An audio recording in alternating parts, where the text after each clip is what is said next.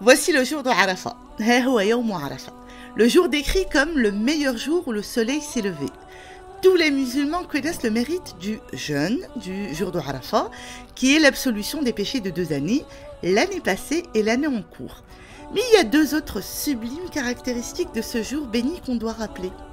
Premièrement, c'est le jour où tu as le plus de chances d'être affranchi du feu, ce qui est le plus grand souhait de chaque croyant. Allah nous dit dans le Coran, quiconque donc est écarté du feu et introduit au paradis a certes réussi. Donc est-ce que j'ai plus de chances d'être affranchi que durant le mois sacré de Ramadan?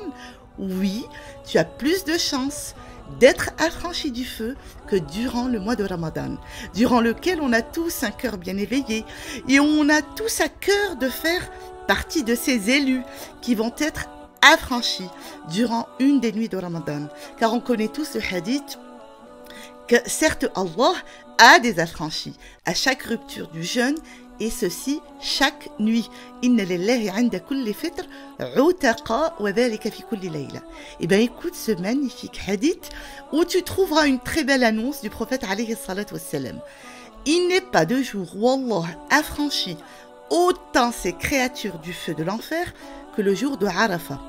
Allah descend jusqu'au ciel le plus bas, vante leur mérite auprès des anges et dit que veulent ceux-ci. Subhanallah. Deuxième caractéristique extrêmement importante, Arafat, c'est le seul jour de l'année où Allah descend au ciel le plus bas pour exaucer les vœux de ses serviteurs. Là aussi, beaucoup de musulmans savent que le dernier tiers de chaque nuit est un moment béni et un moment particulièrement favorable pour invoquer Allah Azza wa Jal et voir ses invocations acceptées. Rasoul alayhi salatu wassalam a dit qu'Allah descend chaque nuit vers le ciel de ce bas monde lors du dernier tiers de la nuit et il dit « Qui m'invoque que je l'exauce, qui me demande que je lui donne et qui me demande pardon que je lui pardonne ». Eh bien le jour de Arafat, tu n'as pas besoin de t'arracher de ton lit le dernier tiers de la nuit. Si toute l'année, tu as eu du mal à te réveiller pour profiter de la bénédiction de ces moments précieux qui sont les dernières heures de la nuit avant le Fajr, eh bien aujourd'hui, le jour de Arafat, tu n'as pas d'excuse car Allah est tout proche. Il est descendu durant la journée au ciel le plus bas. Il attend tes doigts pour toi, tes enfants, pour tes frères, tes sœurs, démunis dans le monde. Donc, implore Allah de t'accorder la bonne santé, de guider tes enfants, d'augmenter tes biens, de t'accorder le meilleur sur terre et dans l'au-delà. En tout cas, invoque, car les invocations sont plus à même d'être exaucées le jour de Arafat.